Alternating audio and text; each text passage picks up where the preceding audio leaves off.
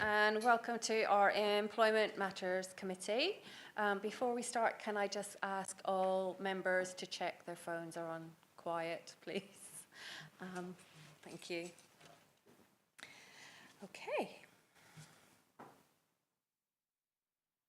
Ready? Okay, so agenda item 1, apologies for absence. Are there any apologies for absence this evening? Councillor, I'm subbing for Councillor Aminashan. Okay. Thank you, Councillor Nesterov. Any other apologies? No? Fantastic, thank you. Moving on to agenda item 2, record of the meeting. Do members agree the record of the meeting held on the 6th of June and also the meeting of joint committees on the 24th of May? Agreed. I have one slight amendment to make on it. On the report, it's in the minutes of the last meeting, could we have a correction? It says chairman, not chairperson in the actual minutes. Could that just be fixed? I know, well, I don't identify as a man, so I don't. Thank you, that would be great. So, agreed? Apart from that, thank you.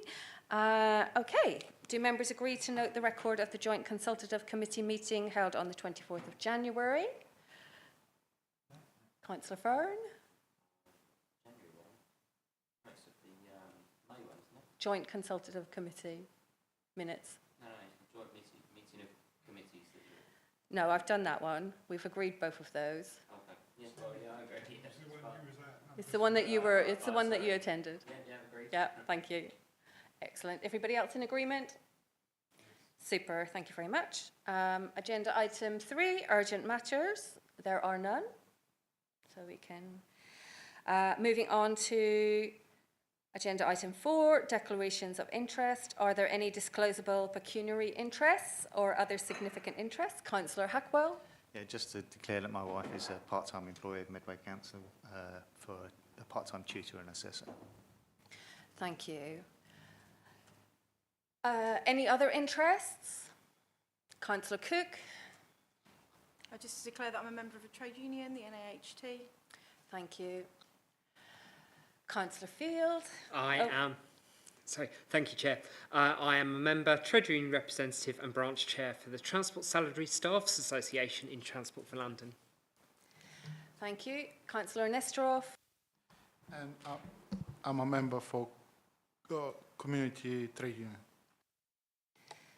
Thank you. And for the record, I'd like to declare I'm a member of Unite the Union and the National Education Union. Thank you. Moving on to agenda item 5, Equality, Diversity and Inclusion Strategy. Members, please look at pages 21 to 38. And I'd like to welcome Leslie Jones, and Leslie is going to introduce the report for the committee. Thank you, Chair. Hopefully you all have had a chance to read the report beforehand and the strategy beforehand. So I don't intend to go through that in detail now. There are, however, a couple of points I would like to highlight now. Firstly, the strategy reinforces our commitment to embracing diversity, attracting and retaining the best staff and providing the best and most accessible services to our residents. And secondly, this is the beginning of a journey. We appreciate that we need to improve our data to get a better understanding of the organisation and workforce, and as we become more informed, we anticipate that the strategy will evolve and there will be revisions to the strategy and the action plan within the strategy. However, we didn't want to delay any longer. We were keen to make a start, so we are asking members to agree the strategy. We'd welcome your views and your suggestions, and where applicable, these will be added to the action plan going forward. Thank you. So I'd like to open up to members for comments and questions. Councillor Hackwell. Just for clarity, I'll just repeat the question that I asked in the JCC about the, we have a measurement of increased diversity in recruitment for March 2025.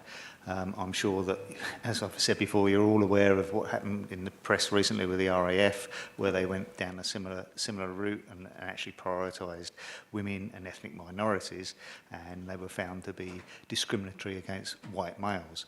How can we ensure that we're not discriminatory against people that are not in the diversity categories? And measuring it could actually lead to us people sort of consciously trying to recruit from ethnic minorities and other diverse groups. Thank you.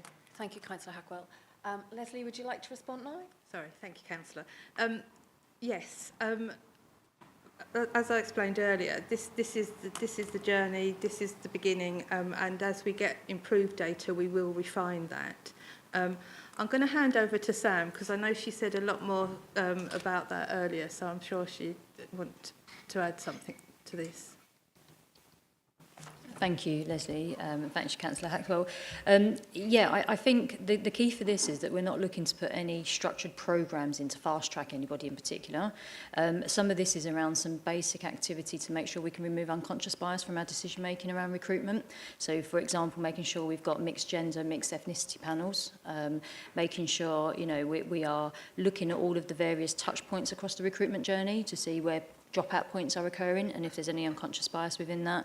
Everybody who does recruitment does have to go on unconscious bias training. Is that good enough, the training we're providing? Do we need to do something different?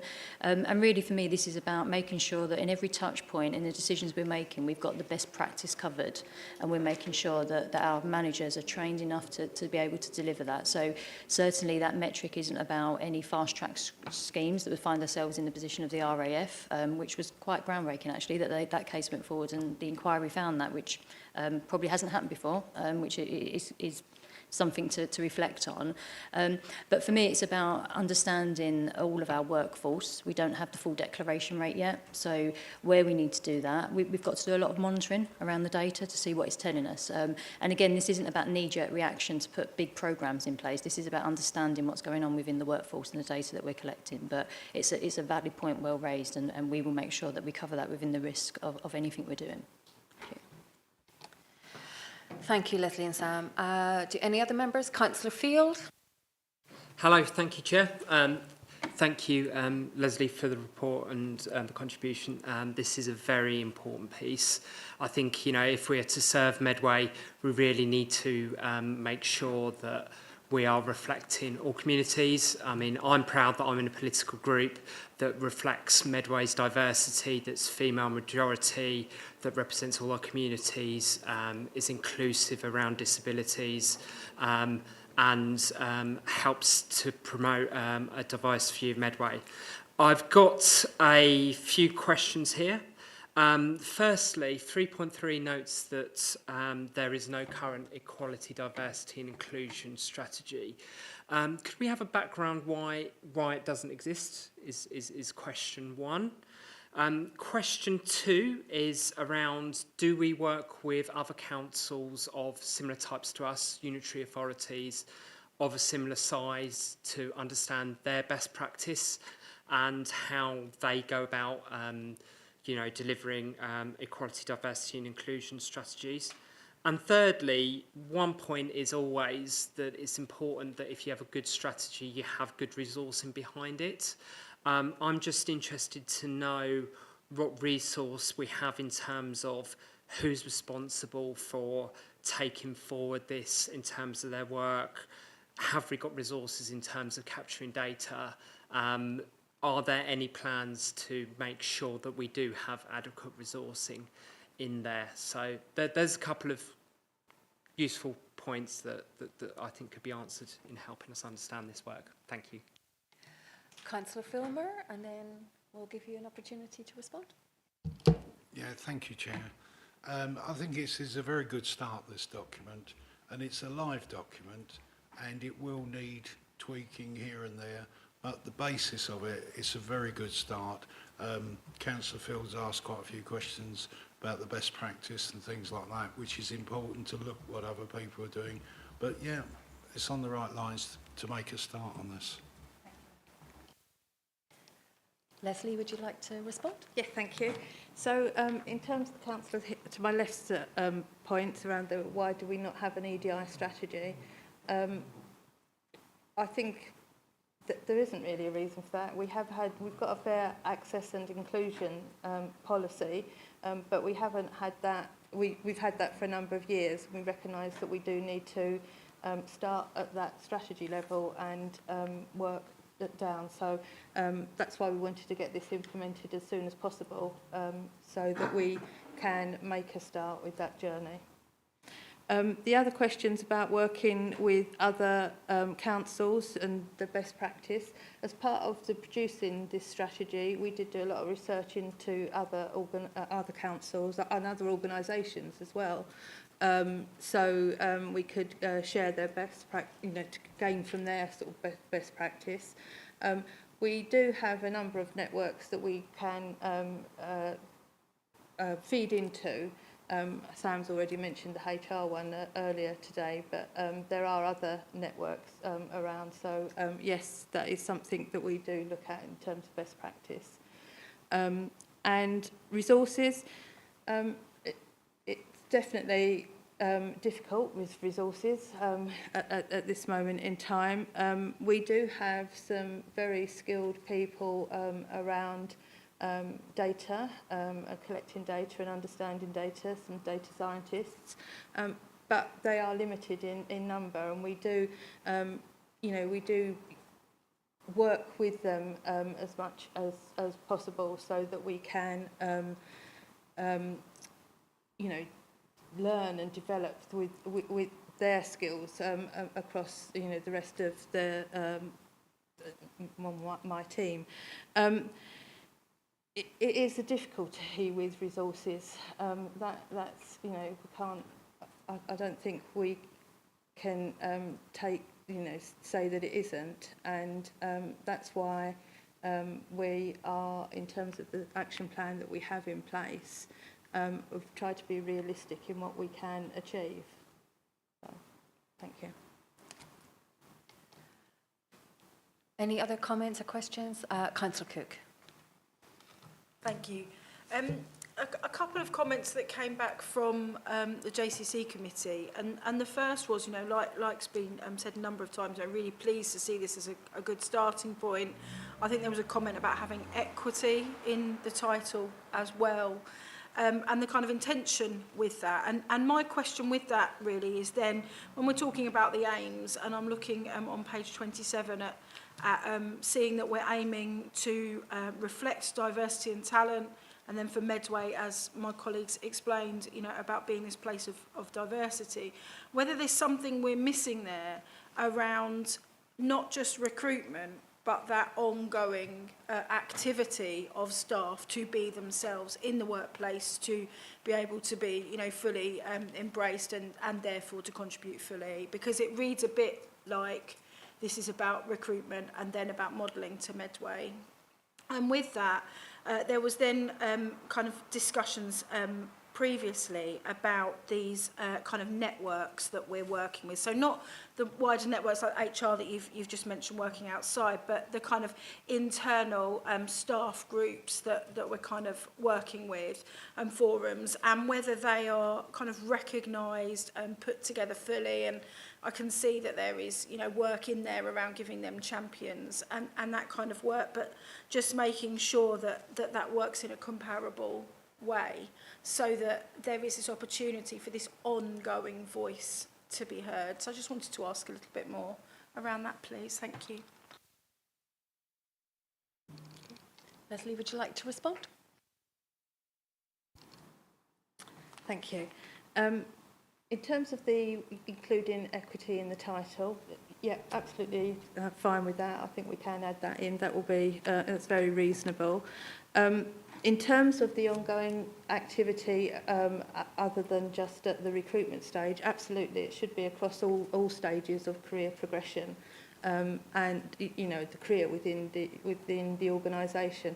We've got to start somewhere, which is why we're starting, with recruitment. But absolutely, it should continue across all stages of a person's career. And in terms of the question around networks and the forums, they are, they are integral. They're so important to us as an organisation in terms of understanding our staff, our workforce. So yes, we definitely want to include and work with them on this. We do need to look at the support. There is a lot of support in place, already in place, but it's not always taken up. So that is something that we want to, and that's one of the reasons why we wanted to include a lead, like a senior champion for the forums. So yeah, absolutely integral to this. Thank you. I just want to clarify, Councillor Cook, are you asking for a number of amendments to the strategy, including its name and an additional aim added in under section 2? I would like to ask that, please. And I think, I was going to come to this. This is obviously the very beginnings. And so this is essential. And as we've all said, absolutely important to look at. I'd really like us to look at this again. And I wonder if, perhaps in its early stages, this could even be a standing agenda item. Because we don't want to kind of accept it go off and it be another year before we review. I don't know that I personally feel ready to accept in its entirety, because it isn't we said it's the beginnings, and whether it will be possible and what other members feel about that being something that we look at on a regular basis. So just to clarify, you're proposing that you would like to make the current Equality, Diversity and Inclusion strategy a standing agenda item for the Employment Matters Committee. Do we have a seconder for that? Councillor Nestorov? I'll second that. In which case, can I ask if we're in agreement with that? Yes, Councillor Filmer?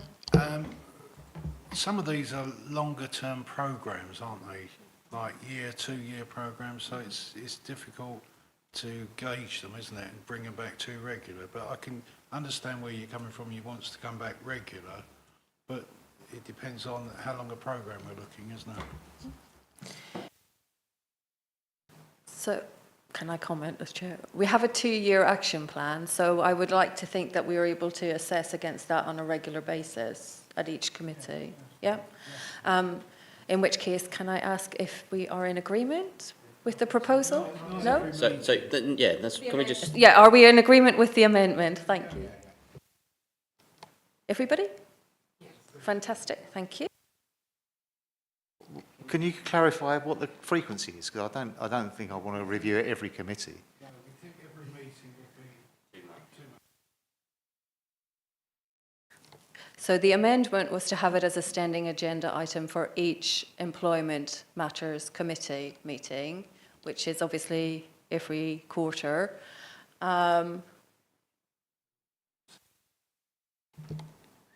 Okay, so we have an amendment of the amendment to have it every 6 months. Do we have a seconder for that? Yeah, Councillor Farron. Okay, Councillor Cook. Yeah, I'll just come back on it. I absolutely hear, because I think we had a similar conversation in a previous meeting about, agendas becoming very long unnecessarily, and I think that's really fair. I also think there are lots of things we haven't quite finished probing around, for example, whether we're talking about the right kite marks for, certain things to be assessed against. So, for example, around disability, has things moved on since that was first brought in? And I wonder if it would be wise to say that this is so important, but in its early stages, that we bring it onto the agenda at the next meeting and talk about the kind of improvement in some of the areas that we're probing, because there are some really significant pieces of action, and then have a discussion at the next meeting about whether we feel as a group that that's moved on sufficient to become perhaps twice in the year. Okay, so we now have 3. Do we have a seconder for that amendment? Okay, Councillor Nestorov. So we have 3 amendments on the table.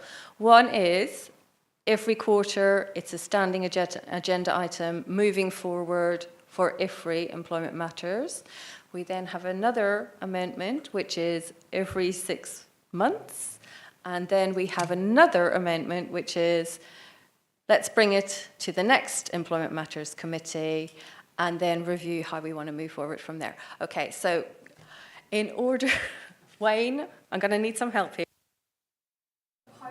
Well, I think the discussion has gone on to yeah, the discussion has reached the last one, and there seems to be some consensus. But Okay. for everybody, if you want Right. to take a vote on that in terms of bringing it to Okay. the next meeting, then discuss it and then review whether you want to take it 6 monthly. Does that? Fantastic. So we're members- going to drop Amendment 1, Amendment 2, and we're voting on so- Amendment 3. Are we in so- agreement with Amendment 3? Thank you. I wasn't expecting it to be that And subject to that, can I also clarify, Chairperson, that members are happy to adopt the strategy tonight as well? Yeah. Do we have any other comments before we move on to that? Councillor Cook? Yeah, I think it is exactly that question around adopting a strategy in terms of these activities being the right place to start, and adopting a strategy so that it's kind of ticked off and it's there and this is what we're doing. And I think my personal feeling is this is absolutely right. There is so much great intention here, but we've all said it's the beginning. And I'm really cautious to make a decision on adopting this as the strategy when it's the beginnings. So I feel confident in this being the right direction of travel and what we should be working on, but to agree this as the finished item, I'm not sure we're there.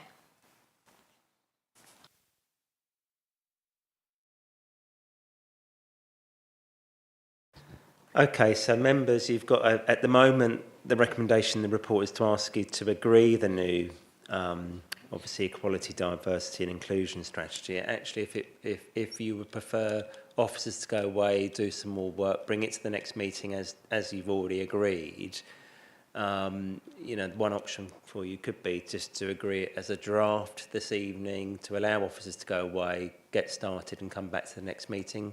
How would that sound to you, Sam and Chairperson? Yeah, thank you, Wayne. Thank you, Chair.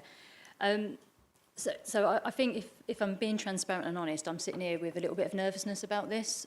It was pointed out that some of the delivery dates are quite late in this, and this is deliberate given the priorities we've got on around other actions at the moment. And a point that was made over here earlier was around the resource we have to deliver this. We don't have dedicated resource to deliver this. This is got to be prioritised. So in order for us to go away and do more work and make bigger commitments, depending on what you want to see in there, we will need to prioritise something else. So that is going to be a discussion back with corporate management team around our resource in HR and how we deploy that. The other point of nervousness around this is if we're agreeing it as draft, we've still got an organisation without a strategy in place. And we've got an equality board that has seen this, we've got the Medway makers that have seen this, and we've got to manage that message quite carefully going back to say why we are going to come away and do more work on it. So that's, I guess, my concern. But I absolutely hear and understand the need to be more ambitious, to do more. The dates are long, like I've explained the reason for that. I guess, coming back at the next committee, which is 3 months' time, we will be reporting not as much as we've already got here, if I'm being honest. We don't have those work streams in place yet. The strategy is there for us to start. A lot of the first kind of start dates are towards the end of the operational year, as opposed to December.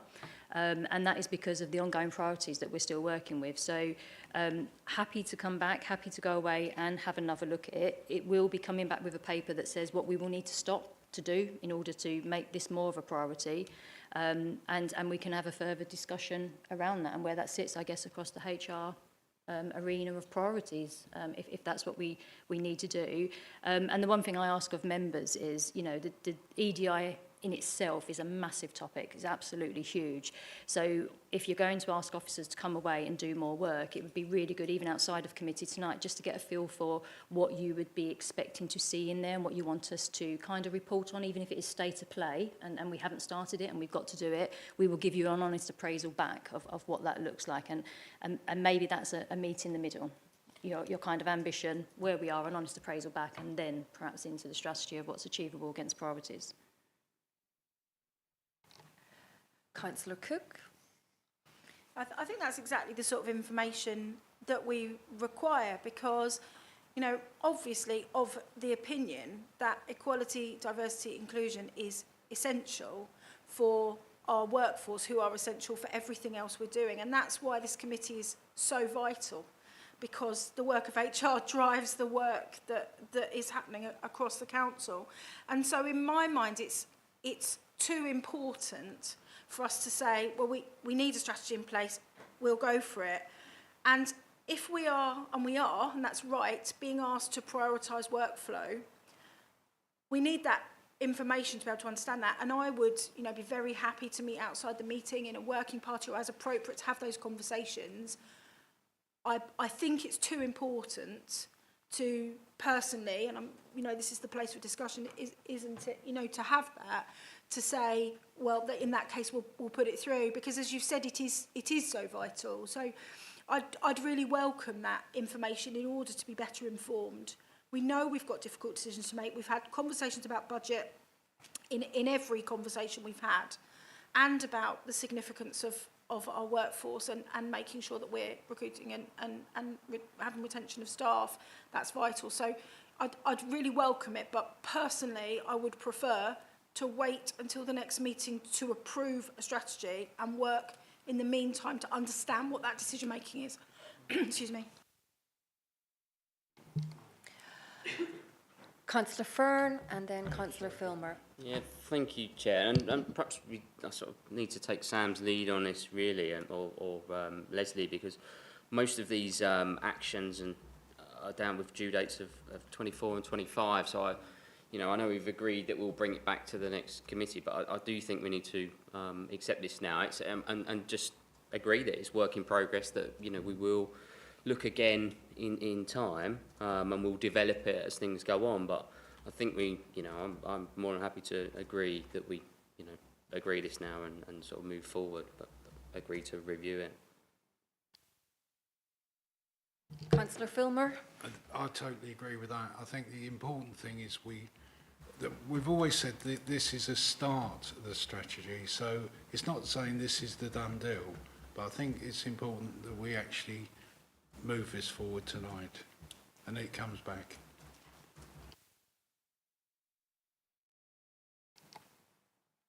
Any other comments that we'd like to make at this point? Oh, could I make mine now?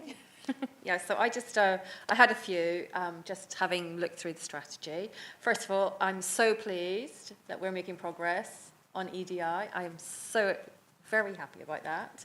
I know that it was a huge amount of work to pull together the strategy as it is. Also participated on executive diversity programs at quite a big business school, and so I really welcomed the strategy, the way that the aims are set out. I take on board Councillor Cook's comments about expanding and being a little bit more ambitious about those aims. And I do know that it is incredibly complex trying to deal with the web of systemic challenges that this area of work presents. And to affect real, it's going to take a huge effort to affect real meaningful change in terms of this, to have the workforce that we want to have here at Medway. And I do see that the strategy touches on many of those challenges. However, there's one area which it's quite quiet about, and maybe this is not the place to talk about it, but I'm going to say it anyway because I'm quite transparent. We talked about staff forums, we talked about staff networks. There's nothing in the strategy about dismantling informal, disempowering networks, and I would really like to see some that being a little bit more overt. And those kind of informal networks often perpetuate inequality and are by nature exclusionary, which is something we do not want to have here at Medway. So maybe if we can explore that a little bit moving forward, that would be great. I'm really ecstatic that you've taken on board the best practice stuff around designing and bias reducing recruitment processes. That's fantastic. Really congratulate you on that. And then, and I know that some of this will cross over into the next agenda item as well, but things like, can we be a bit more overt about the psychological experiences, about psychological safety for all members of staff in the strategy as well, looking at fostering behavioural norms across the council to ensure that, everybody feels safe in their work environment. And then obviously with the COVID pandemic, we've seen a huge shift in attitudes towards flexible working, which is, really fantastic, and destigmatizing flexible working. But I'd like to see the measures under Objective 4 to be not just about service managers and above levels, but for all levels of our staff, if that's possible. And then finally, again, like many others, I'm absolutely delighted to see the ethnicity and disability pay gap being there. Let's be ahead of the curve. Let's not do it because it's mandatory. Let's do it because it's the right thing to do, and we should be doing it. However, I do see a little bit of disparity between being, ahead of the curve on that, but sticking to the bare minimum standards when it comes to things like modern slavery. So I'd like to see us move and improve around that area of the strategy as quickly as possible to start exploring what a human rights due diligence framework would look like, because that clearly benefits our staff, but it also benefits our community and those service providers that are linked to the council. So I'd be very keen for us to explore that and to be quite groundbreaking on that as quickly as possible. What other areas? I think that's it. Yeah, and just, a really consistent approach about, best practice, being more, I know that we're starting at we're starting where we're starting, but let's be ambitious and let's do what we can, and let's really start being a unitary authority that is really modelling excellent EDI strategy and a really inclusive place to work for everybody. I think I might have gone on a little bit. I go back into chair mode now. And I don't know if any of you have any comments, Leslie or Sam, you'd like to. No, I think you've made some very valid points, and these are things that we can look into.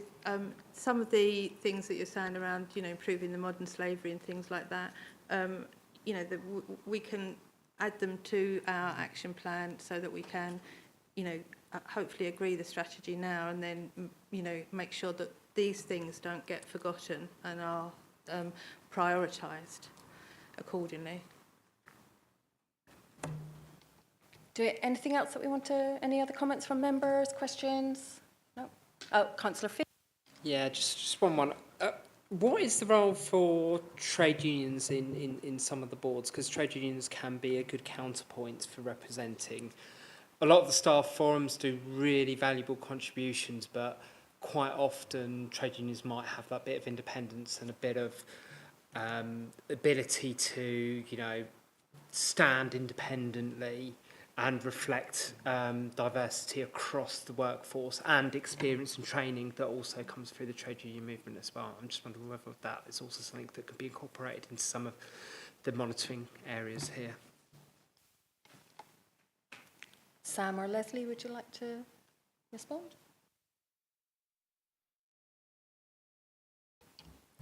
Yeah, absolutely. That's a timely point. We're, in terms of our equality board, so really the equality board is the main reporting mechanism across the strategy in terms of how we're doing and what we've promised to do back to the organisation.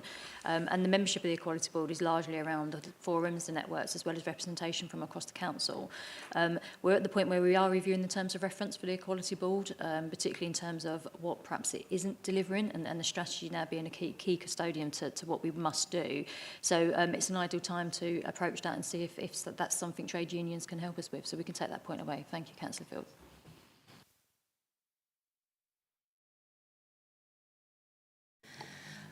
Okay, I think we're finished with our comments. Councillor Cook, would you like to move the recommendation? Yeah, I'm not sure that we've made a decision on first of all, whether we're going to have an amendment that this is agreed as a draft before we then go to a full Okay, recommendation that this is agreed as Okay. strategy. So if I could propose that, please. Okay. So, how do we want to move forward? Do we want to? I think we've had this discussion. Yeah. We just take it to the vote. Yeah. Okay, so let's move the recommendation that we have. And also So the move the supplementary comments that as well. So I believe that I'm first of all moving the amendment that this is approved in draft form, and we're taking a vote on that first, if I understood that correctly. Well, we didn't have a seconder for that proposed amendment that it's a draft strategy. Okay. So in which case, do we have a seconder for that?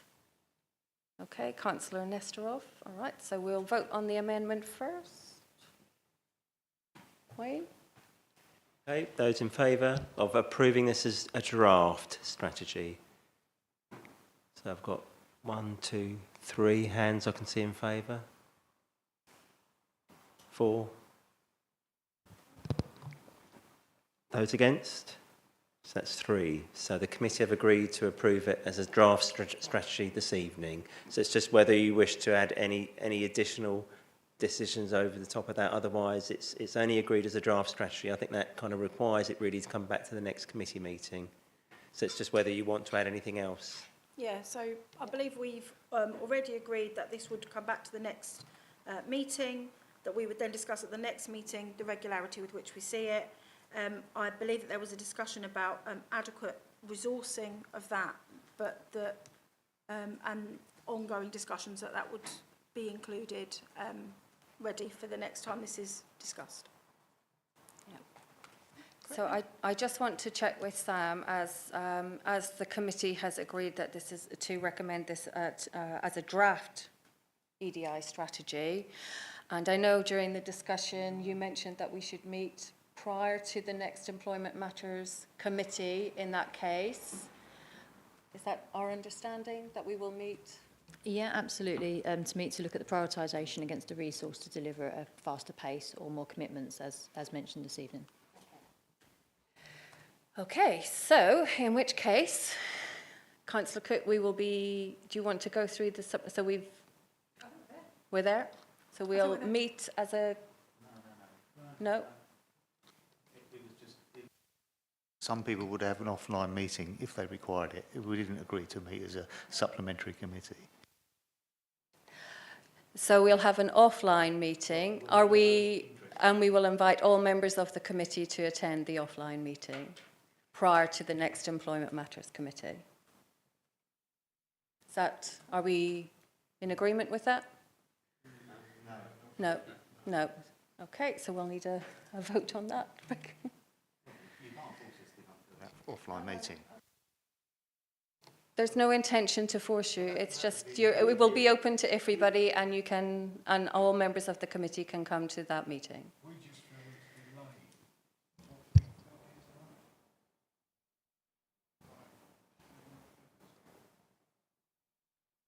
Okay.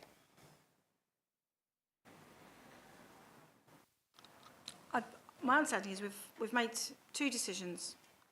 We know this is the right thing to be doing. We're going to look at it next meeting. We're accepting it as draft for now.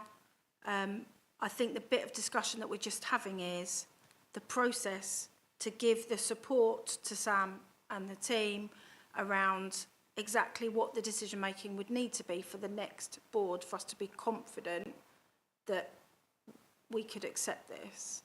And I think the decision is how we offer that support. And if that's informal discussions, I've said I'd be really happy to be part of that.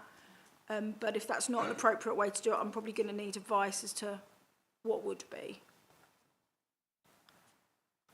Okay, so Sam, what would be the best way for the committee in the interim to support you and the team? I mean, absolutely, all the comments that have been raised tonight, there is certainly a sense of trying to understand, I guess, the priorities across HR and the resource we're delivering. So I think that that's the key thing, isn't it? And a bit of a challenge around perhaps our long timeline in terms of some of these actions.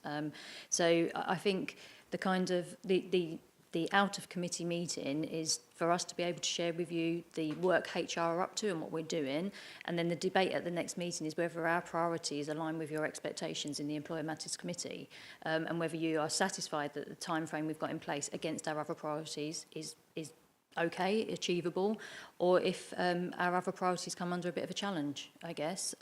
Most definitely in the terms of resource, it's going to be about reprioritisation as opposed to resource given our financial position.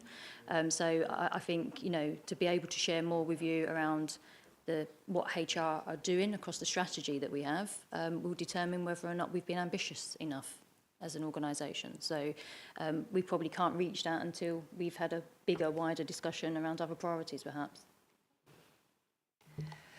So given what Sam has said would be helpful for us to offer in terms of support, would that be, and we open that invitation to all members of the committee, would that be something we're all in agreement with? We've already agreed to bring it back to the next meeting, so that can be discussed, be on the agenda. It's going to be on the agenda next meeting, so we can discuss it there, can't we? Yeah? And Okay. if you do us a briefing, Sam, on that?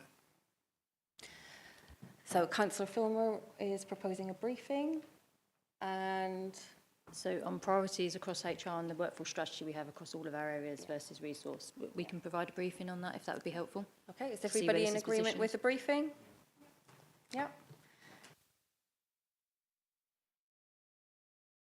Moving on to the next agenda item, Employee Survey 2022, and Sam will introduce the report with a presentation. Over to you, Sam. Thank you, Chair. The employee survey, which took place in September, has come in a bit late to this committee, in all honesty. It has been through to overview and scrutiny, and typically this would normally come to Employer Matters Committee first and then move on to overview and scrutiny. I thought it would be useful to deliver the same presentation that overview and scrutiny had, not least because the survey was so long, and actually the paper and the indication of the results, it's probably in some instances better represented if it's more visual. So you'll find you've got a copy of the presentation. I've got a few slides that I'd like to talk at. I'm happy to stop at any point and take questions. Equally, when we come towards the end, I will take questions. The purpose of the presentation is to give you the full facts around what our survey told us, what our people told us, but then to look at the timeline in terms of the activity that we've been up to since the survey, and also some of the actions we've taken since the survey. A lot of this is work in flight, work in plan, and I have no doubt that this... And I have no doubt that there will be work streams that you will probably want back at this committee to do perhaps a bit more of a deeper dive into subject matters. Okay. So within the survey, we had a greater percentage increase this year in terms of completion rates. It was 58% versus the 48% we received in 2019. We did have a number of surveys that were started but not completed, and when probed a little bit further, largely it was down to the length of the survey. Having looked at the length of the survey and perhaps some of the duplication that was in the survey, that is something we will take forward as one of our lessons learned around what we're asking and how we're doing that. And I'll come on to how we're going to position the next survey a little bit later. But overall, we were pleased with the result. With the uncompleted, if we are allowed to count them, that would have taken us up to a completion rate of 62, which is quite a good result. Now, people have asked, are you only hearing from the people who want to tell you the stuff, and people now who are disgruntled have given up? Looking at the survey and tracking it as it was going along, I would say that actually it was the disgruntled people that were telling us what they wanted to tell us. And when we kept pushing for more and tell us the good and the bad, the figures started to come up and it started to balance out a bit. So I would feel that actually from the survey results as they first started and we watched them, certainly people were given the opportunity to share some disgruntlement. And as we go through the results, you will see we've got some highs, we've got some lows, some points of success, but some real serious work we still need to do as a local authority. The first area we looked at was association with the work. So are people feeling enthusiastic about the work they're doing? Do they feel challenged enough within the work they're doing? And how well were they engaged with across the work? Now, the green, as we move through the survey, will be the stuff that is strongly agreed or agreed. The ambery kind of yellow colour is people that are neither agreeing or disagreeing, and then the orange is people who strongly disagree. Again, one of the things that we found very unhelpful in the survey is the neither agree or disagree. It would have been much easier to have a not applicable button, so it didn't matter in the sense of the role that the person done, but the neither agree or disagree, as we go through the survey, you'll find a lot of people really didn't give an opinion. And that could be taken one way or the other. One, it's okay, I've got nothing to say about it, or two, it's really broken and I can't be bothered anymore. So again, moving forward as part of the lessons learned, we will be changing some of the options available to people. The elements that have been highlighted within this slide are where we've got significantly improved results. So, for example, I have the right equipment to do my job effectively. In previous surveys, that was 53.2%, and it's gone up to 72%.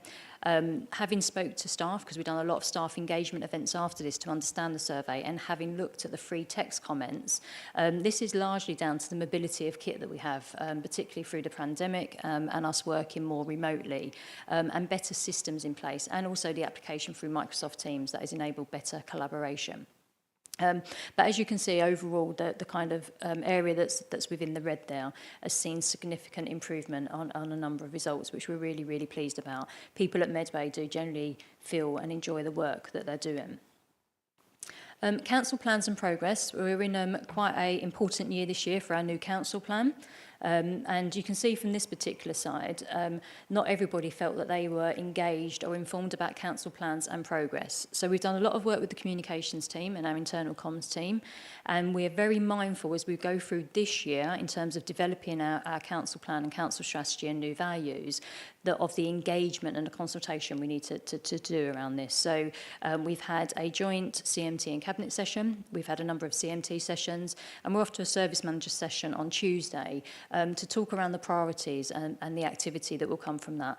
As we go into our sub-priorities and we start to define them more, then we'll be doing more consulting across the organisation and engaging with staff. So that's how we're kind of improving it in terms of involving people in the development and the design. But more importantly, it's about how we keep people updated in the stuff that we're doing and how we do that. So again, the communications and engagement team have a very tight and different approach to communications this year. So particularly our chief executive, he has a communication strategy for senior leadership, and we'll come on to senior leadership shortly.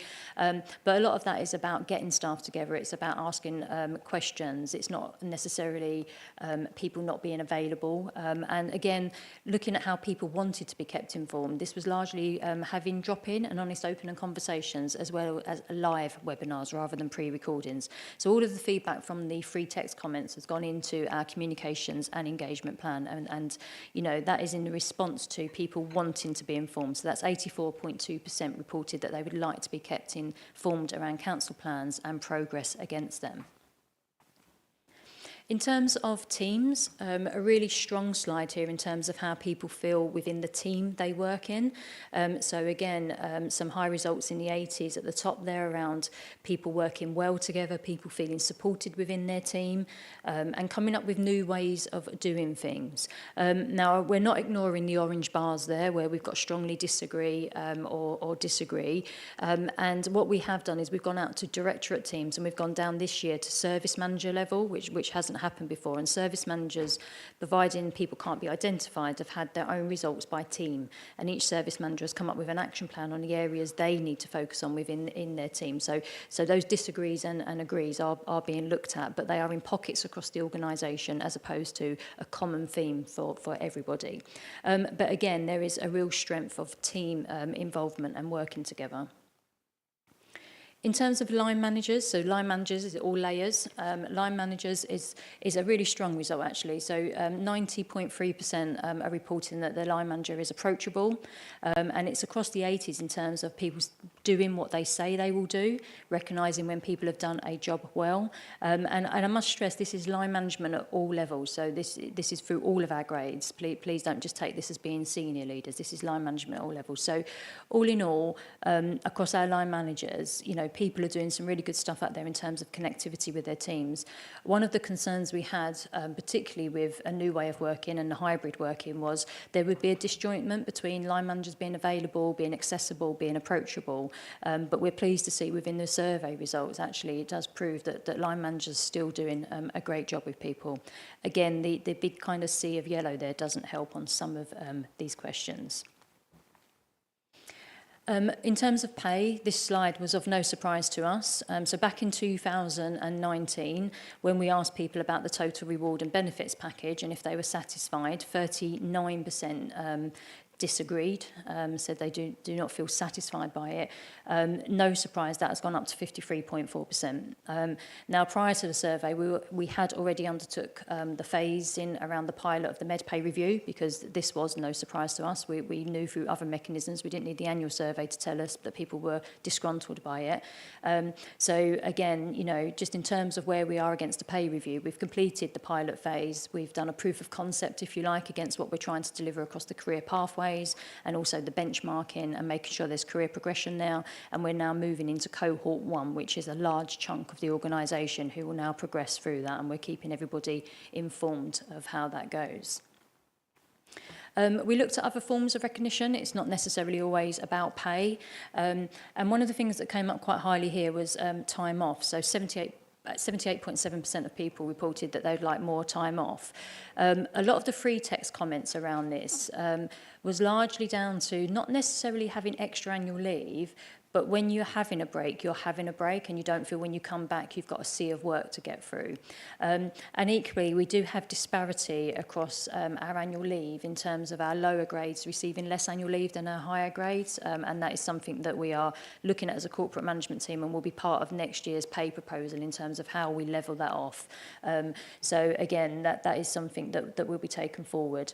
The other areas that have been circled there is verbal and written recognition and service-specific awards. You will be familiar that we have the MAD Awards. That came out quite favourably in terms of people feeling valued.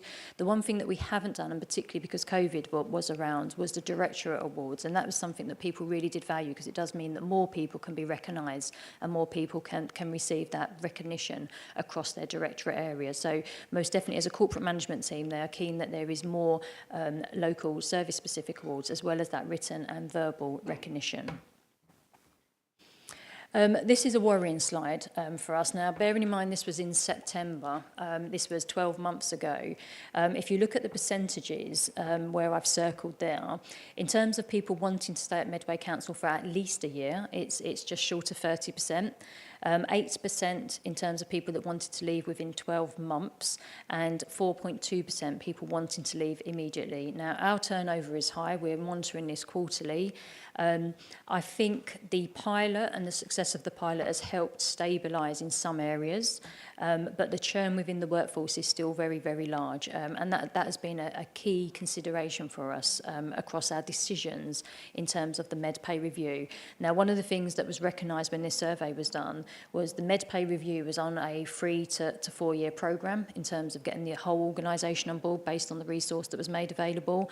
So there was investment into more members of the med pay project team so that we could move more people through the med pay review quicker, because it was seen as an absolute need. And that's why the majority now of the organisation will be going through on cohort 1, which we're launching on Tuesday.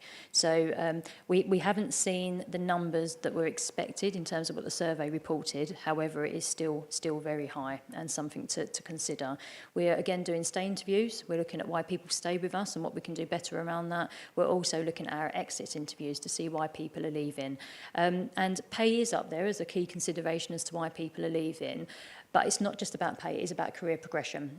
So people have been held in a band. We heard in the JCC some discussion around the bunching at the bottom of the pay scale, given the minimum cost of living as well as the real living wage that we've introduced. And people feel unfairly treated if they've been here for a long time and they see people coming in externally going above the salary that they are earning. Now, in pockets that has been fixed, but that hasn't been fixed for the whole council, and that's what the Med Pay Review is here to do. You'll know from the last EMC see that we introduced 2 new policies, which was the skills shortage policy and the retention policy. So for those who are waiting for the MedPay review, there is still a mechanism where we can retain our staff. So we're not asking people just to sit tight and wait. We have mechanisms and new policies in places that can help with that as we still onboard the bulk of the organisation. But an absolute key priority for us, and also features on our corporate risk register in terms of a risk to the council. Senior leadership, so this is about two-way communication, and it is listed by service manager, assistant director, director and corporate management team. Now you would expect in an organisation of this size and the hierarchy that we have in place that the communication two-way is going to get less as you go higher. However, it was recognised across assistant directors, directors and corporate management team that we want to do better. Less than 50% there, people saying it's good, is not good enough. And I mentioned earlier about the communication and engagement plan that's in place to address this and to communicate differently and better with teams.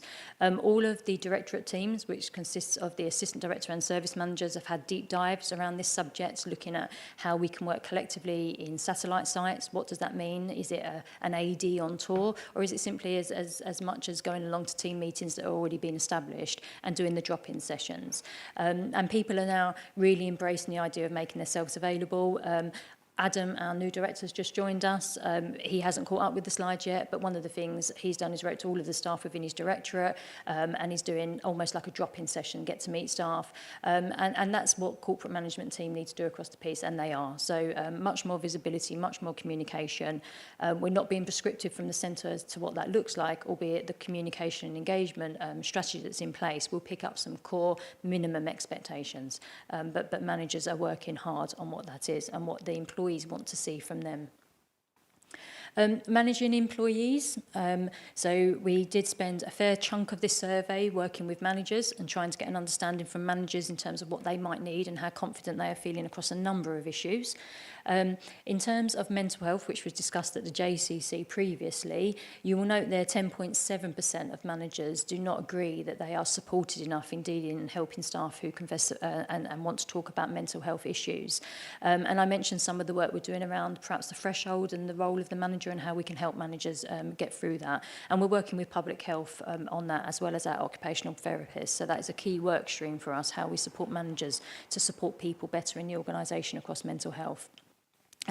But again, in terms of the results around I feel equipped to do my job, in 2019 it was 68%, that's gone up to 79.5%. We're just embarking upon a Medway manager training suite, so we do have a leadership academy. The material needed updating, we needed to look at what it meant to be a manager in Medway, how do we do things around here, what does that look like, what is the intended culture, and we are rolling that out to all managers who are range 7 and above, and it is a mandatory course that will run over 4 cohorts. The first one of those, we've done a pilot session, so we've tested the material, we've sought feedback, and the first cohort goes live in October. So that will be an ongoing priority. And the stuff that we are going through within those 4 cohorts across that training all chime with the work that managers have said they've needed or staff feel they still need from managers. So we've taken the survey as a good kind of benchmark to make sure what we're putting in there is what we need to do, as well as outcomes from audits, for example, where we need to get stronger. Our ways of working is the policy that was introduced after COVID around different work styles. And I have mentioned it previously at this committee, but in essence, we have 4 work styles. One of those is working from home. So we do have some people, very few, that do work from home. We have a lot of hybrid working. So people will be in the office, out of the office, and what that looks like will be determined by the service delivery and the needs of the service. We have fixed desk workers. That will typically be people who are perhaps working in libraries, leisure centres. And then we have a mobile workforce. And you'd expect to find your social workers in a mobile workforce because they're out visiting customers. So within our ways of working across managers, we ask them how they manage across the policy, but also what it means to them in terms of their own delivery and what that looks like. And I mentioned before, one of the key things for us was with the distance between hybrid working and home working, we really did fear that managers would struggle to keep the connectivity with teams and teams become disjointed from perhaps the core of what our services are. But you can see here some very strong results. There isn't a comparator, obviously, to 2019 because we didn't do it then. But in terms of people communicating effectively with their teams, 92.2% found they did. And again, when we've looked at the free text comments and we've done some deeper dive into this, Teams absolutely has opened up a channel of communication where there can be more people getting together more frequently because you're not looking for size of rooms or you're not having to think about the logistics and timing of it. So it's a much easier vehicle. But one of the negatives that did come from that is there's no longer a 5-minute conversation. So you're not in the canteen or walking in the corridor where someone just said, well, if you've got 2 minutes, can I quickly grab you on something? Every kind of Teams meeting tends to be 15, 20, 30 minutes. And that is definitely having an impact on time. So we have a group called Phoenix.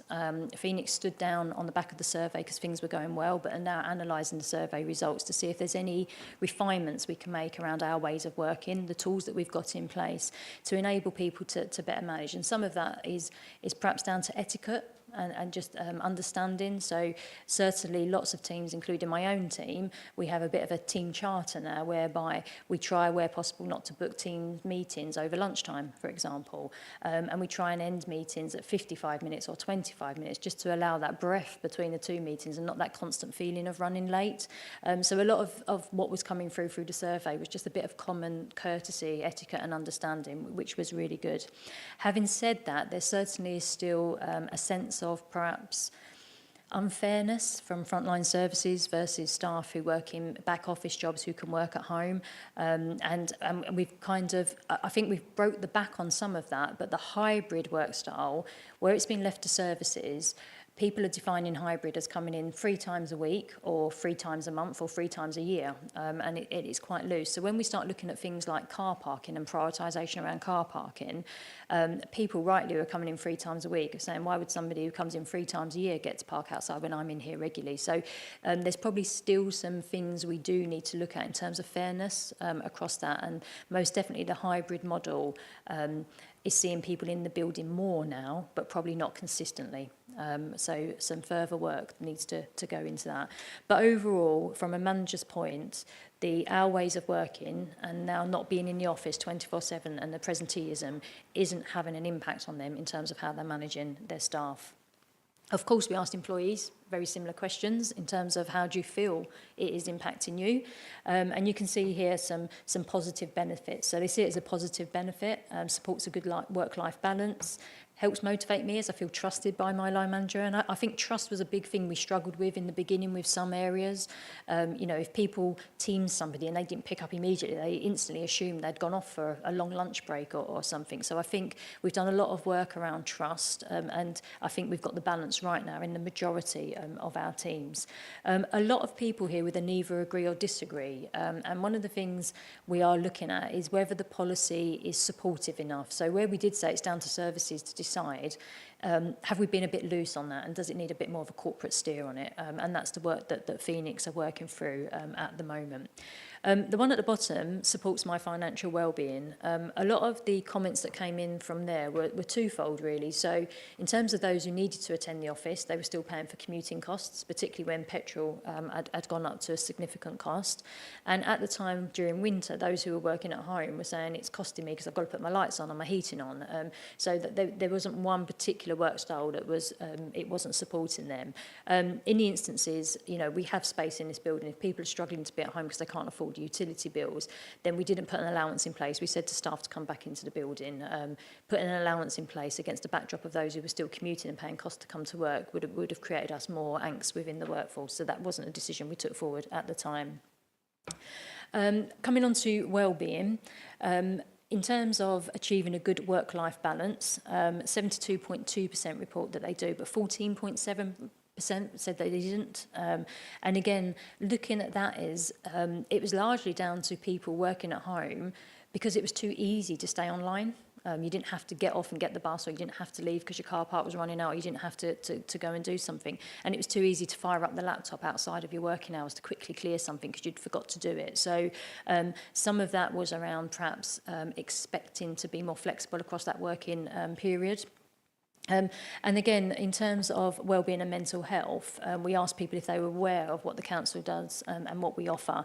85.3% were aware, and we've done a big campaign last year around that, but 14.7% again were not aware. So still more to do in terms of making sure all the support that is there around wellbeing and health is made available to everybody. And again, that fits into the engagement strategy, making sure that the channels are right in terms of how we're engaging with people.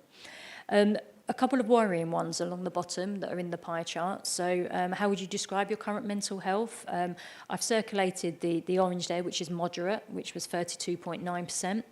Very poor or poor, 7.6%, and that's really high, and something we should be concerned about and are concerned about. So we do have a working group who's looking at a number of initiatives around this, and like I say, we've done some deep dives into some service areas where the results were quite alarming to look at what the causes could be around this. And again, I mentioned in JCC that whilst people are talking about the mental health, in terms of the support that's available, there does need to be more. So 13.8% felt that as a council we did not support them well or well at all. So again, around the support available for mental health, that is a key work stream for us that we're working on, and particularly across our mental health champions and public health. In a typical working week, do you experience feelings of loneliness or social isolation? 42% said sometimes. That's really high. And again, when we looked at the free text comments at the time of this survey, and also when we've done some deep dives, in some instances, it wasn't just people who were at home. The office was a ghost town, particularly on a Friday. There wasn't many people in. So those who were coming in kind of missed their teams. They missed the kind of team atmosphere. They missed that sharing of a birthday when you put some balloons up and that kind of thing that just connects people. So this wasn't necessarily about people being at home. It was actually the office environment and people coming in. And most definitely managers have looked at when people are coming in, making it meaningful, making sure teams are in and they're in for purpose. Also there's been some campaigns around making sure that there is more social activity. So when we've done some campaigning around this, we've done some walks. So people who are in the office could join a group of people and go on some walks. We also done some Teams activity for those who are at home to learn about a new thing. So we've looked to put in place a number of initiatives that can connect people, because ultimately the loneliness was about connection to people and wasn't necessarily just work-based. It was about social in that sense as well, because they missed the social office atmosphere that was happening. And tonight, for example, there's a quiz going on in Wharf that people are participating with. So I think coming out of COVID, not everything was picked up again, and there's been a real conscious effort to get some things that worked well moving again as we move forward. Physical well-being. And we're nearly there, I do promise. Thank you for bearing with me. You haven't got all of the results here, actually. I've taken the highlights of the things that we are focusing on, but as you can see, why not everybody completed the survey, given it was so long. But in terms of physical well-being, I've circled there the strongly disagree, and this was largely around people being supported and encouraged to take breaks. Again, it's very easy if you're sitting at home, back-to-back meetings, not to move. The mental health and well-being group that are picking this up, so Healthy Mind Group we've renamed, is looking at a campaign called HALT, and this is something the NHS do where people stop, pause and think about taking those breaks. But it's not just about people, it's about managers encouraging it and managers supporting it and ensuring it's happening. And again, going back to that etiquette of not booking over lunchtime and allowing people that space and that time. So the kind of physical aspect of well-being is equally important. And again, we have strong representation across public health that they're helping us with this in particular. Inclusion and fair treatment, given the last subject matter, actually, I think the point was raised around, do people feel comfortable bringing their whole self to work? Now, from the survey results, granted it was 58%, not a full cohort, 82.3% of the people felt that they strongly agree that they could bring themselves to work without fear of discrimination. But I've circled there the 6% that doesn't, and that's not good enough. There shouldn't be 6% there. So again, this has been more deep dive activity into services to try and understand a little bit more around what that means for people who have come across feelings that has made it very uncomfortable for them to be here in Medway. So I won't go into detail on that, but that work is underway. If you look over on the other side there, you can just see that we did ask around discrimination, bullying and harassment at work. Most definitely, I think it was probably 2 years ago now, we rebranded our whistleblowing policy to a speak up policy. And the reason we done that and we softened the language within it was because the feedback we were receiving was people felt it was quite a scary thing. And we wanted people to feel comfortable that they could go to a place. We also made sure there was a response group on it. So it didn't just go to one person, but it went to a couple of people to triage that. So a response group will look at the issue that's being raised across the speak up policy and determine an appropriate way forward and make sure that we're going back quickly to the individual. So we wanted to test really if people knew if they were experiencing this and couldn't raise it with their line manager, where else they could go. And 24.2% said that they didn't know, and that's a concern for us in terms of the policy. So again, where we've cut these results into services, we've gone out and done further work with services, making sure people understand what it is, giving confidence that it's confidential, and trying to ensure people trust the process, I guess. The Speak Up policy does get looked at the audit committee in terms of how many cases go forward and the outcome of those cases. So there is a degree of scrutiny over the cases that go forward. But in large, the response team are responsible for tracking that, looking at trends and making sure we're acting accordingly, particularly if there seems to be an area of the business that this is particularly prevalent in. In terms of the last 12 months, we asked people if they'd personally experienced it, and 6.8% said they had. And of those, 35.3% reported it, and 64.7% didn't. So it goes back to the point of people feeling confident that if they're going to raise something, something is going to happen about it. Now, we are busy in HR across employer-related matters. Most definitely very busy, I would say, and we've increased resources as a result of it. So I do feel more people are talking to us, which is really good. And we do have pockets of activity that we need to do better. It was mentioned in JCC that we've got some amazing managers and some managers who could do with some more help in some of these areas. And again, and the Medway Manager Programme is looking at those bare minimums of what's expected. But it's not just about telling people what's expected, it's about having the tools in place to support the people. So policies that are not complicated, procedures that help people navigate the policy so there's no grey interpretation of what needs to happen. So again, a lot more work is going into how we support managers so that there isn't this grey area that people can make it up, and there's then more consistency in what we're doing. In terms of those who did report it, 36.7% were dissatisfied with the outcome.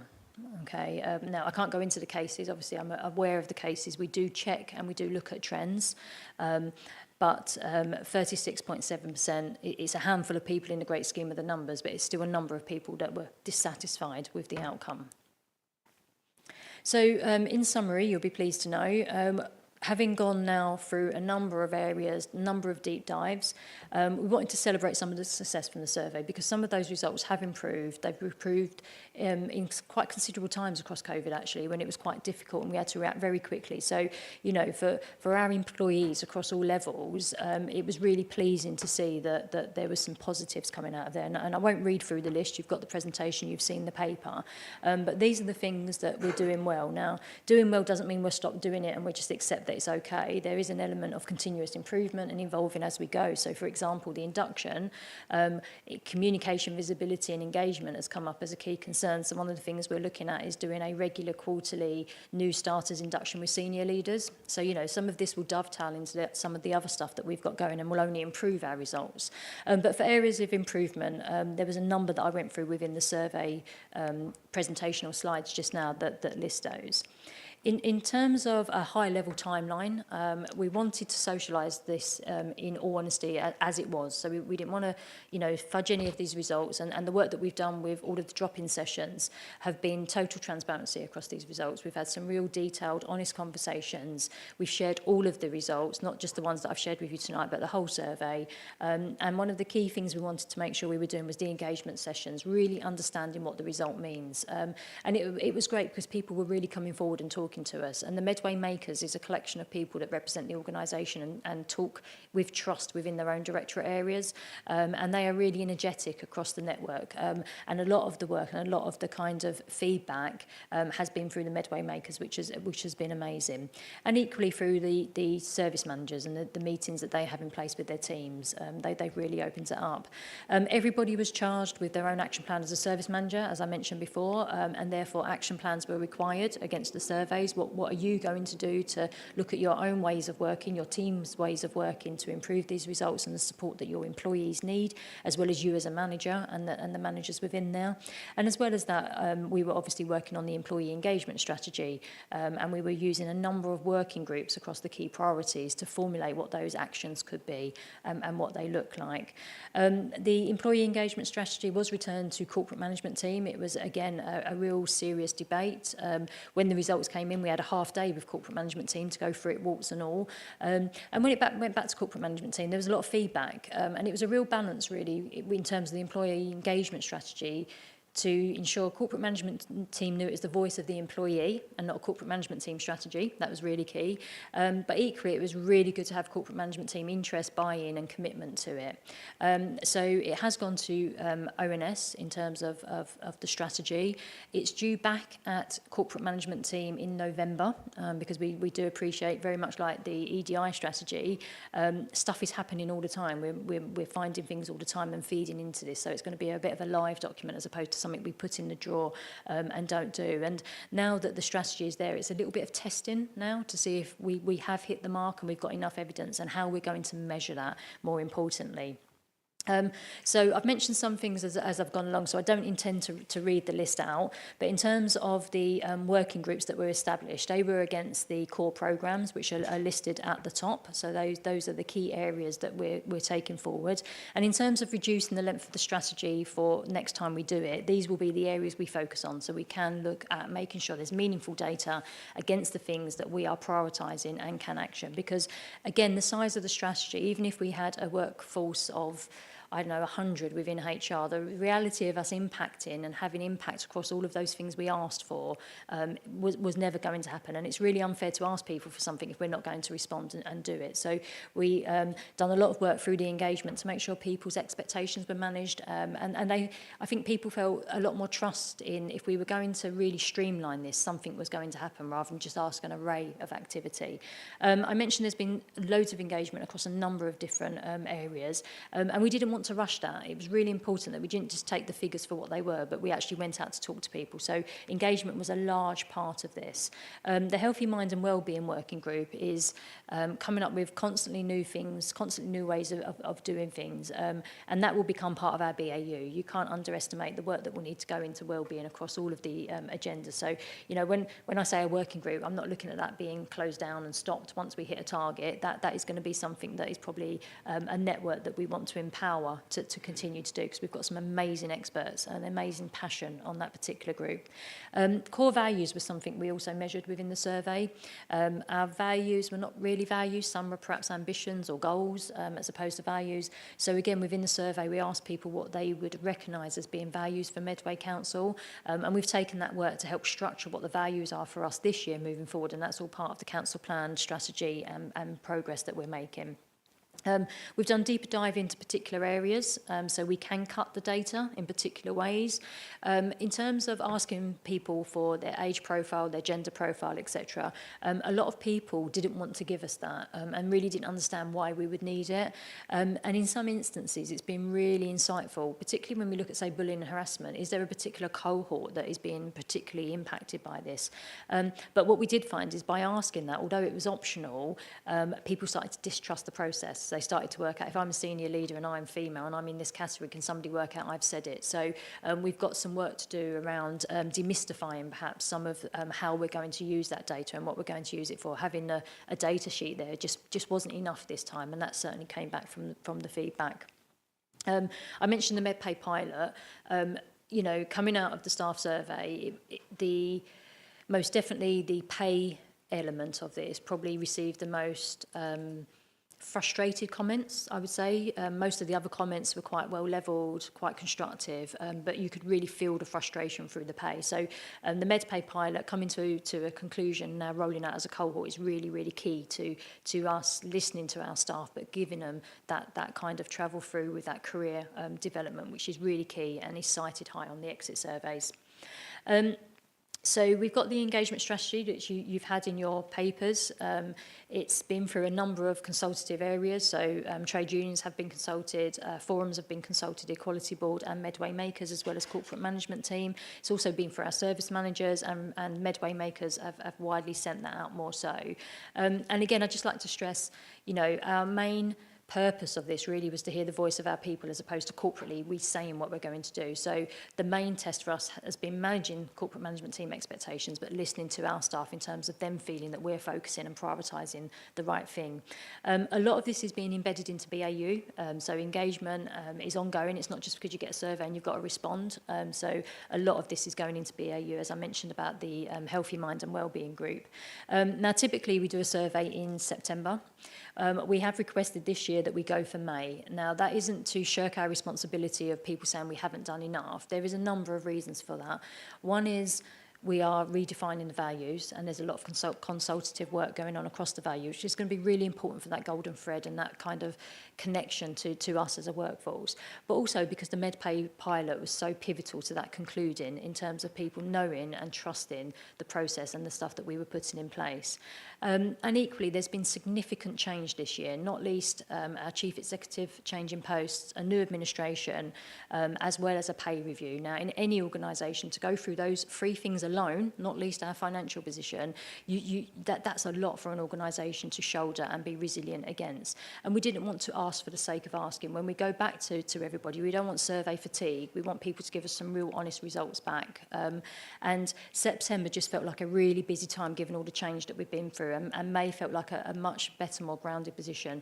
Now, from May, we will run this annually, so we're not looking to keep shoving it every year an extra kind of 6 months, but we'd like the annual review of the survey to be in May and not September, because we're embarking upon a new year. We would have been in a position where we would have looked at our cost of living increase, so all the things people would normally be telling us within September, we haven't actually landed on a position. So the timing of this is for a number of reasons, which I've given you a few of those just now. So that is me. Just whistle-stop touring through what we've got, what we're doing, and what more we need to do. And over to members for comments, questions, please. Thank you. Thank you, Sam. That was a lot of data, and we've only got the highlights. So I'm going to open it up to all members. Councillor Fern. Yep, thank you, Chair. And thank you, Sam, for this report and your presentation. Something that obviously you know I've been very keen to see for a long time, and it's it's good that it's finally sort of come to the committee. I'll start on a sort of negative, really, and it's very disappointing it's taken a year to come to us, and I think in future, I think it'd be nice to see the results much sooner so that members have got a chance and opportunity to make recommendations for improvements to different areas that that people see as an issue. So I would like you to sort of take that on board if you can, and perhaps Councillor Cook, if you can form that as part of the recommendation, it'd be much appreciated. It's good to see that the participation rates increased to 58%. I think typically, I struggle with this in the sort of personal work side as well. So 58% is quite a good rate of return for this sort of survey. However, I would like to know what we're going to try and do to try and increase that. I know you've mentioned some things like the length of the survey. But again, I don't know, are there any other incentives for our staff to actually complete this? I know we're saying they can do it in work time and everything else, but what other incentives are there? In terms of the other ways of working, and I'll just pick this up because it's something that we're looking at sort of out of sort of council life, if you like. In terms of the 48% of people say that their productivity and performance has increased since the pandemic. How do we measure that really? What's the feel of managers for that? Is that the same? Do managers feel that productivity's gone up by 48% as well? Because I don't know, is it easy to judge? I don't know, so I'd like some sort of answer around that. In terms of the 8% of staff that wanted to leave, this was so long ago, this was 12 months ago, and that was within the last 12 months. So it's quite possible that most of that 8% of staff have now left. We've only sort of just reacting and stuff to it. I know you've put all those measures in place, but again, that's why I would like to see this come sooner.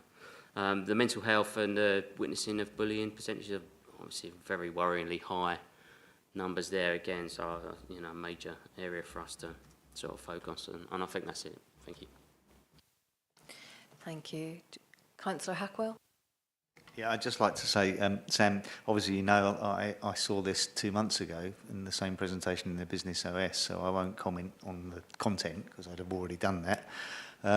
I would like to, as you remember, Councillor MacDonald was very animated about the length of time it come to business.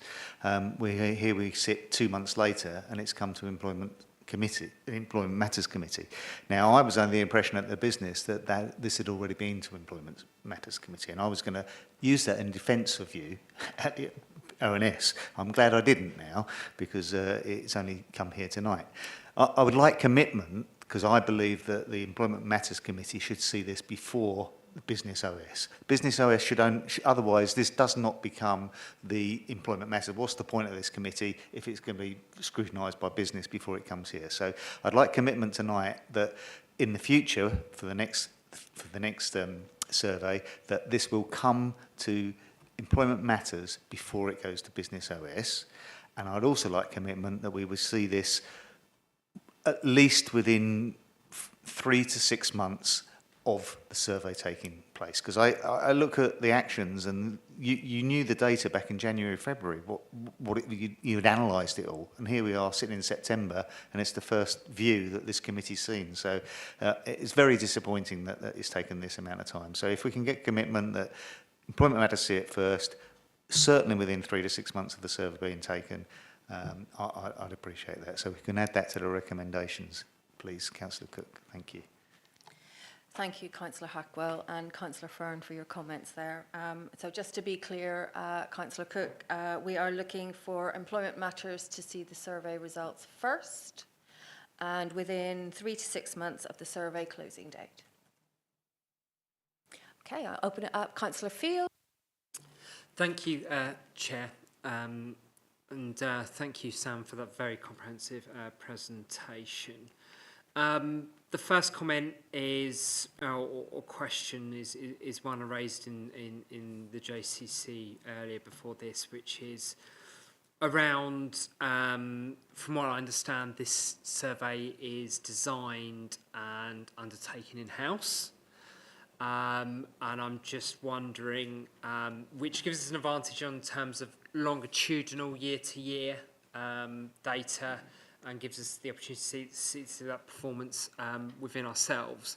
But I do wonder whether there is advantages for 2 main reasons to potentially look to a wider benchmarking. I think one is it's clear tonight throughout this agenda that actually your area is very stretched.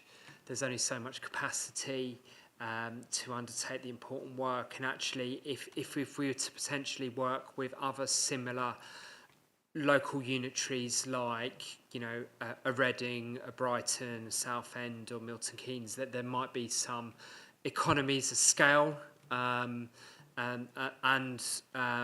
reduce cost, and actually make ensure that the time is spent better elsewhere. Certainly after all the recommendations on the EDI strategy, I think there's plenty of work there, and I hear and appreciate that point. But also the other thing is about benchmarking as well against what other similar authorities to us are achieving, and to be able to work, you know, better alongside them to understand what good practice is like for our type of unitary authority, and what our learnings can be to actually improve ourselves where we do best practice, where other people might get best practice as well. So that is something certainly I wonder whether, again, I know I'm added to potentially the workload, but something that could be considered to enable you know, a better area. I think I'll ask for a response for that and focus on some other things later on. Thank you. Would you like those comments about benchmarking added to the recommendation? If possible, if everyone else is in agreement. Are we in agreement? Okay, thank you, everybody. Okay. Any other comments or questions from the committee members? Councillor Cook. Yeah, just and again, massive thank you for the report. You know, huge amount of work and in gathering it and putting it together and in addressing it, and a really clear journey. So thank you very much. Just a very small question, really. Page 49 around the risk rating. I've been in several committees where we've spoken about turnover of staff, we've spoken about pay, we've had lots of conversations about pay and already kind of been mentioned. But why then just that it's kind of a 3 rather than a 2. I just wondered kind of what the, you know, how the categorisation works and what causes something to be a B3 rather than a B2, because obviously we've heard lots of conversation about, you know, different sectors that it's been really difficult to recruit to. Thank you. Sam, would you like to respond to that now? Yes, I've got a couple of Yep, roll them into a couple. Thanks. Sure. Thank you, Chair. So, I mean, absolutely, this survey is too late to you. That, you know, I can't sit here in any defensive mechanism to say it should have been earlier. It absolutely should have. The energy that went into the engagement, we got this to service managers around about, I think it was January, February time as a high level, and then we moved into staff engagement. And one of the things we've got to be careful with engagement is, this is a public forum, the papers are public. We wanted to share the results internally first, and we took a long time doing that. So, you know, it does need to come here quicker. I'm not suggesting we were engaging that whole time, and that's why we're here a year later. But we kind of missed the opportunity around March, and really it should have been here around March. We can most definitely, moving forward, give you commitment that it will be here before RNS, most definitely, and we can definitely do that within 3 to 6 months. So again, from the timeline we've done and the engagement we've done, we've looked at how we can do things differently. I mentioned within the presentation, so I won't rehash that, but we can give that commitment, and I'm happy to support that as an officer who's responsible for the survey. Councillor Fern, you asked about completion rates. One of the key tasks for our own communication and engagement team at the moment, which is our internal comms, Amy, who works with me a few days a week to help on the employment stuff, is working with people who are off-site. So a lot of the results, if you look at where the directorates had completed, it was largely down to kind of RCE and the people that were off-site that we didn't get the engagement with. So work is underway now to see what other channels and mechanisms we could use in order to engage with them. So I mentioned in JCC an example of through Medway Makers, we've engaged with the theatre staff, and we're looking at what we can do there. That will continue through all of the different domains. So I think I don't have all the answers around what we will do, but we're most definitely seeking out how people prefer to engage back with us across a number of areas, which will include the staff survey. And hopefully from those who didn't complete, if it's shorter, they will. And again, the lessons learned around this is demonstrating to our organisation that we have listened and we are taking action, because again, one of the key things that come out is, what's the point? Nobody's going to do anything. We've been talking about this for a long time. So I think our constant communication around what we're up to, you said we did, is going to be really key in building up that trust in order for people then to tell us what else we still need to be up to and what we need to do.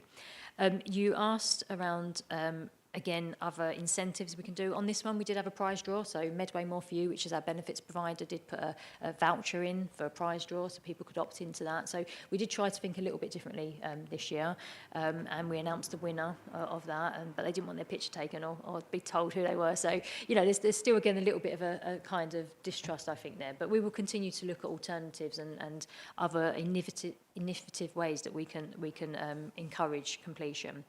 You mentioned about productivity and whether managers matched that of what employees were seeking. So I did cheekily just have a quick look at the survey results that I didn't share with you. But managers reported that productivity had increased 92%. Now, it's a really tough question to answer, and this comes up at ONS all the time around how do you measure that and how do you know that? Now, in some areas in the business, it's quite easy to do. So in legal, they have an ICANN system which will almost record everything that's happening. Okay, so you'll see the churn of work and you'll see what people are doing. In cabs, for example, the time to answer telephones and the route through to the calls, there's a lot of data behind that would look at the volume and the control mechanism and the outcome, whether it's satisfactory or not.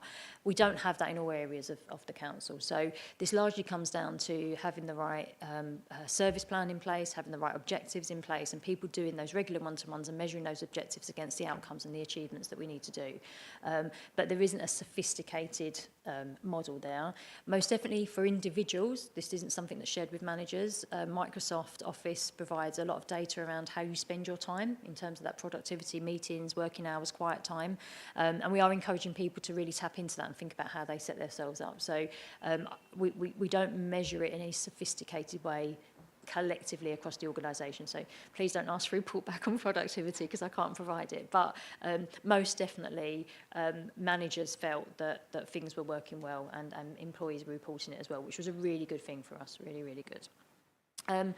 Then moving on to benchmarking and working with other unitaries of the same. So we've done some benchmarking, but that's been largely to support the med pay review. So that's been around spans of control, structures, pay mechanisms, and career pathways. We can absolutely do more, and we should. So thank you. We'll take that away as a suggestion and build that into the activity that we're going to do, because, you know, this is a starters for us. This is a baseline, but to be able to progress that and look at others will give us a real indication of where we fit and if we're doing well enough. So that, yeah, we will take that away. Thank you. And then, Councillor Cook, in terms of the risk against this, I guess the recruitment and retention on its own, because of the med pay review on the corporate risk register, is not necessarily looking at just everything we're doing. So we've got a lot of mitigation in there. I can't tell you why it's a different score right here today. It's a good point that you raise. We changed the risk strategy this year. And most definitely, I think Leslie, who supports the risk strategy and getting the risk scores in, it's taken a little bit of time for people to adapt to the different risk scores. So I don't want to preempt an answer to say it's exact and it's okay, but we will take that away and have a look at that and just make sure that is reading across the piece as well, so that it is consistent. Thank you, Sam. Do we have any other comments or questions that we'd like to ask, share? No? Okay. So, Councillor Cook, can I ask you as Vice Chair to...